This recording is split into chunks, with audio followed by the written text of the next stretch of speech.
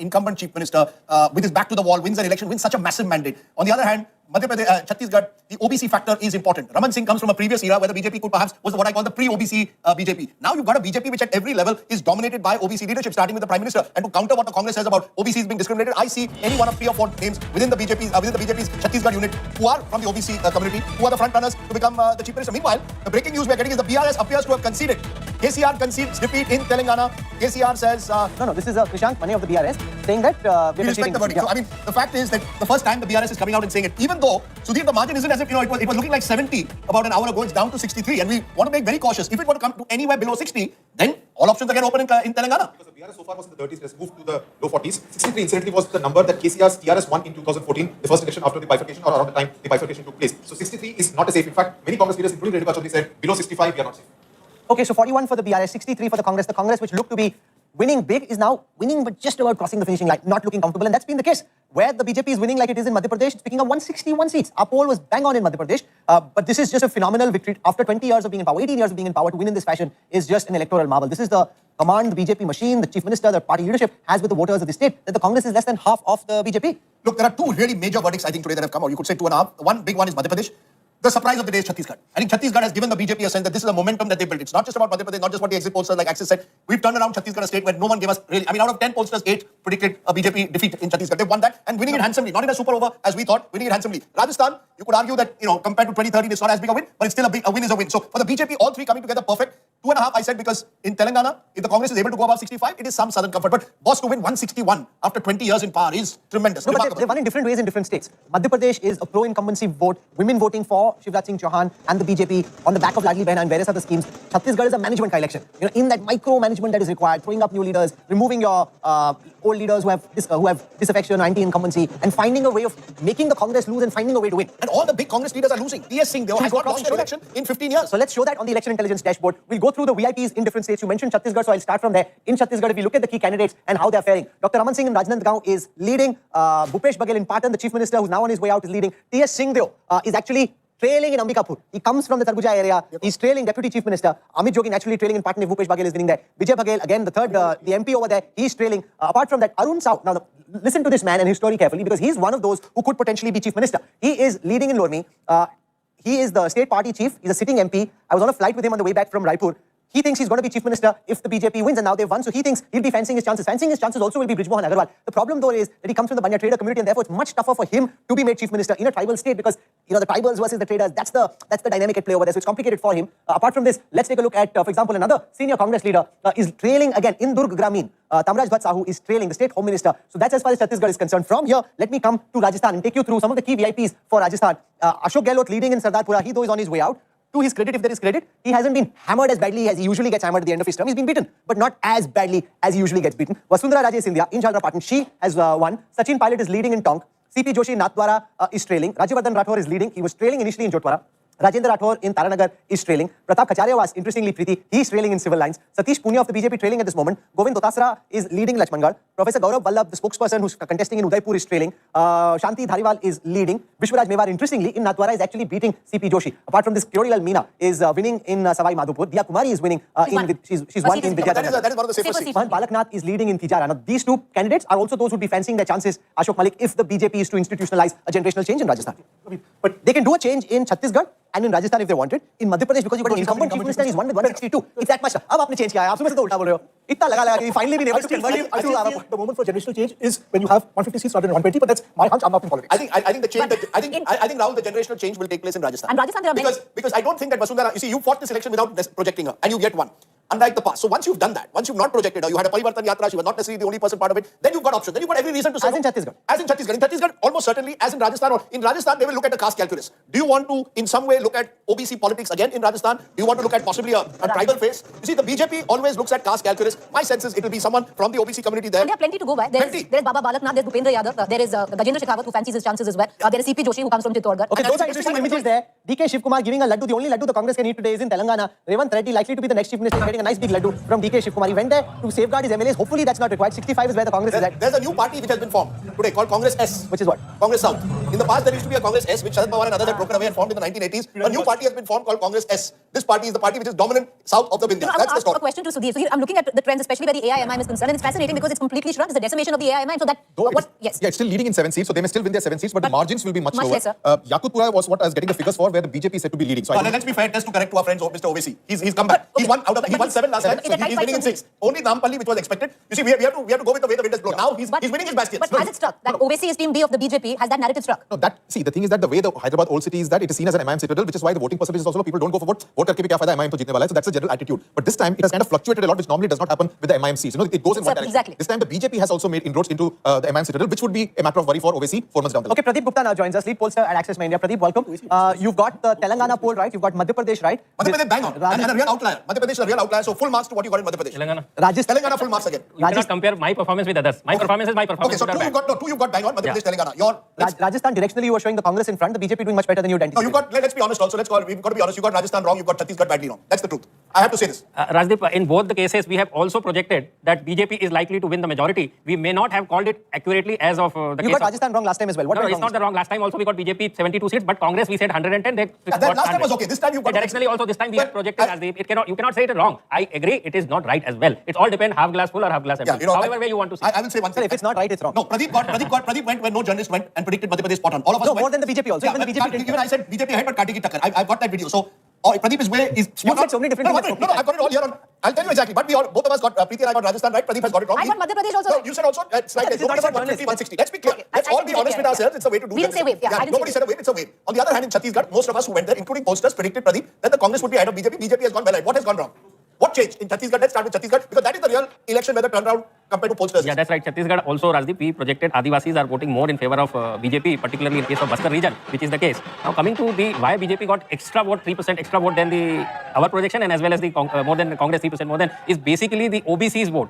Sahu, we projected very well that BJP is getting lion's share this time, which was not the case the last time. But the Dalit votes, particularly Satnamis, which is in the large numbers in Chhattisgarh. Which used to be once with Ajit Jogi. BSP and DGP formed the alliance, and good amount of these Dalit and Adivasi votes shifted towards this alliance, which dented the prospect of Congress. This is the case and the story of Chhattisgarh. Very interesting because I remember you mentioning, and let's give Pradeep credit, you mentioned others could be a critical factor in Chhattisgarh, and you're saying they've taken over the Dalit vote. You also spotted a trend which may have got a little more magnified in the results, which is women. Yeah. I sense that women have voted for the BJP in much larger numbers than men. So clearly the welfare schemes that the BJP promised in Chhattisgarh have worked among women, just as they did in Madhya Pradesh through Ladli Behna. Absolutely, and that particularly Mahatari Yojana, which they Mahatari Bandhana Yojana, but you have that 12,000 rupees they promise in a year to female of the Chhattisgarh, which is the same case of Ladli Behna type, and these are the more or less same state, Madhya Pradesh and Chhattisgarh, and people believe in that, particularly female, and voted large number in favor of. So you're saying the others in a way took away a bit of the Congress vote, especially Dalit vote. The BJP's got the Sahu vote back. They put 14 Sahu candidates up there, and the women vote has gone towards the BJP. What about Rajasthan? What you had said in Rajasthan, and you're right there, that you had said it's possible that the BJP could in one of your scenarios get a majority, but the Congress has come nowhere close to the nervous 90s. They've fallen to 71. BJP has pulled ahead. Is it the Gujarat vote, in particular Eastern Rajasthan? When I look actually, if you look at the map, no. So it's the Jaipur division, it's Bikaner, it's Hanumangarh, it's Nagaur. That's the area where they. So what changed? Here also the others damage the prospect of Congress here, I would say again, because BJP vote bank is largely the same as Brahman, Rajputs, OBCs, which is the same. But if you see the Jat votes particularly and then the Adivasi and Dalit votes, it seems here as well, BSP has played a very big role in Rajasthan. If you see the vote share of BSP overall, is 2 to 3% is a significant vote for BSP in the state like Rajasthan. In fact, others are about. Between BJP and Congress. That's the 3% difference between BJP But and actually, Congress. others are about 18% at the moment. So others are very significant in Rajasthan. Now, Yeah. a local journalist in Rajasthan has told me that the biggest problem that Gehlot had was repeating candidates. He only cut 17 tickets. And the sense one gets is that has also cost the Congress local anti-incumbency. Because region after region, Preeti, there's not a single region at the moment where I see the Congress ahead of the BJP in Rajasthan. No, Shekhawati. That's the only region. Shekhawati, they're ahead. But if you look at it, Rajdeep, it's a complete split. Just look at it. Look at where the Jaipur division is concerned. No, even Hyderabad, Jaipur, look at Jaipur.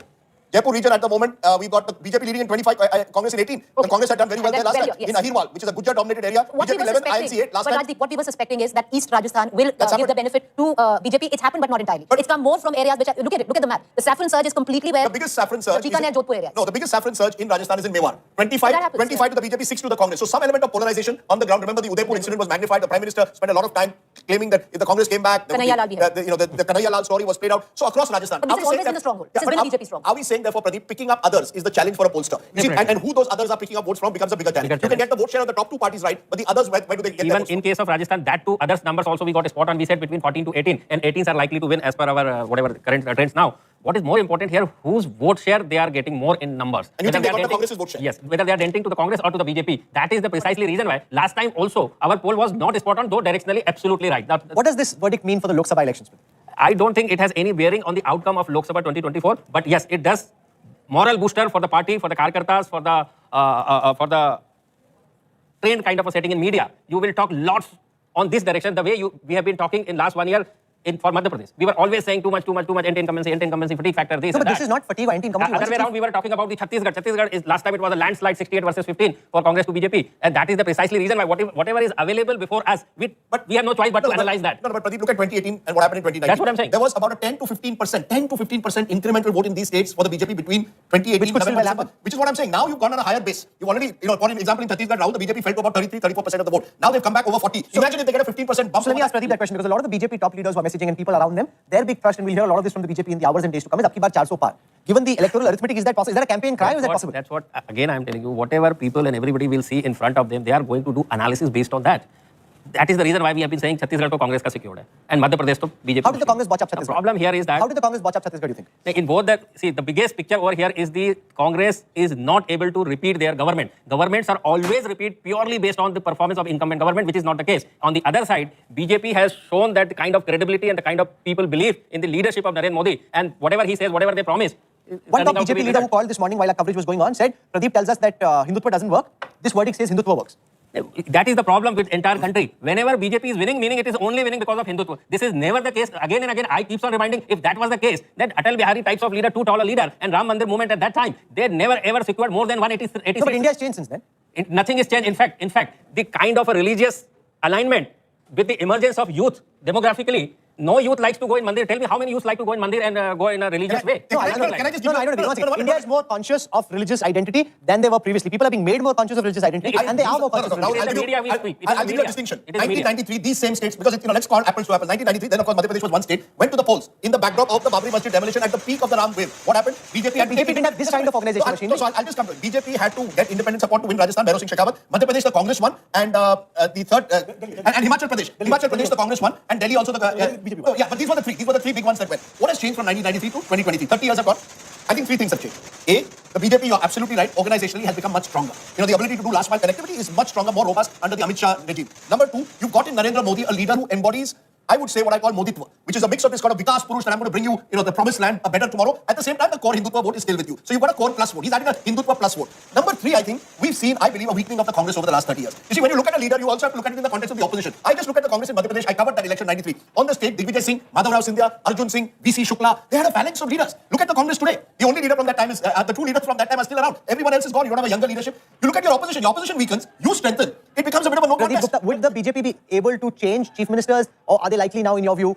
What is the data telling you? Forget what actually happens. What's the data telling you in terms of the message for who should be chief minister next? Data is clearly, people have seen whatever the current chief minister and in the past whoever was the chief minister, or if any party declares the chief minister candidate. So again, whatever facts before them, based on that they say whatever they have to say.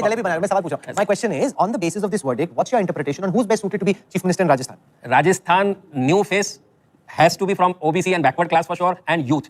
This why is something. New face? Why not Vasundhara?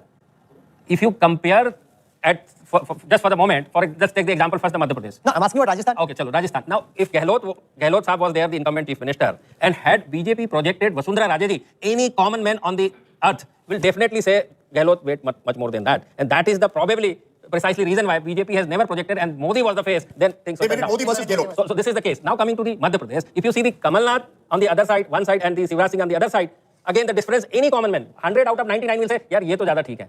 So this is the case. Very and in Chhattisgarh? And Chhattisgarh again because of... No, you're giving your perspective. No, I'm asking you, what is the data telling you? Who's best placed to be chief minister of Chhattisgarh now? Chhattisgarh now, based on our data, Raman Singh had a big difference when popularity of chief minister when we asked, then the Bhupesh Baghel. Because of obvious reason. That is the reason why that data has no meaning. You have to see what is the probability on the ground. But provided you project someone, then they select one. Can I just tell you what Pradeep had told me, and it has stayed in my mind. I used it in my book as well. After the 2018 election, when the Congress won all 3 states, we were in the evening discussing, and he made this point. He said, if the Congress has any sense, they will make Sachin Pilot or Jyotiraditya Scindia, if not both, the chief ministers, to project an impression of a generational change. It is perception. It's not as if Gehlot is not more popular than MLA. When I asked congressmen, and they were right in their own way, they said more MLAs are with Gehlot. Fair enough. Similarly, more MLAs were with Kamal Nath. But when you win an election, you're not winning it only for your MLAs. You're also looking at your future. See, who are you as a leader? You are a public representative, so you have to see what is the ratio of representation individual personality belonging to. If your generation is 65% in the age of up to 30, 35 years of age, then you have to look this demography and take your decisions. But Pradeep, in Rajasthan, would you fancy the chances of someone like a Baba Balak Nath? He's OBC, he's young, and he's also a polarizing figure going into 2024. This is a very good question you ask, and again I want to give the answer of Rahul that Hindutva work or doesn't work. See, again the ratios. If your population 70 to 80% lives less than $100 a month, do you think it impact their religious alignment or whatever you call following? Whereas definitely it affects the 5 to 10% of people who are the affluent class belonging to the upper caste. Definitely it does matter. So you have to decide what you want. That you want whether the lion's share or the real representation, or you are looking for those 5 to 8%. Media, you will get lots of mindset, not a single percent doubt. But media and one of the things that has also changed when I compare 93 to 2023, and Ashok, you were also around in 1993, is the OBCization. You see, in 1993, we almost took it for granted. Upper caste ka leader banega. Digvijay became, for example, chief minister of Madhya Pradesh. Bhairav Singh Shekhawat became in Rajasthan. Now it appears political parties are very conscious of caste. Caste census may not work, but I want my caste to be representation. Just after the Babri Masjid Jam Bhoomi incident, December 6th, the BJP still loses in Uttar Pradesh to OBC Dalit alliance. I think that was a turning point. Representation. It was a Share of representation. It was a turning point in Indian politics. Because after that, the BJP also had to change.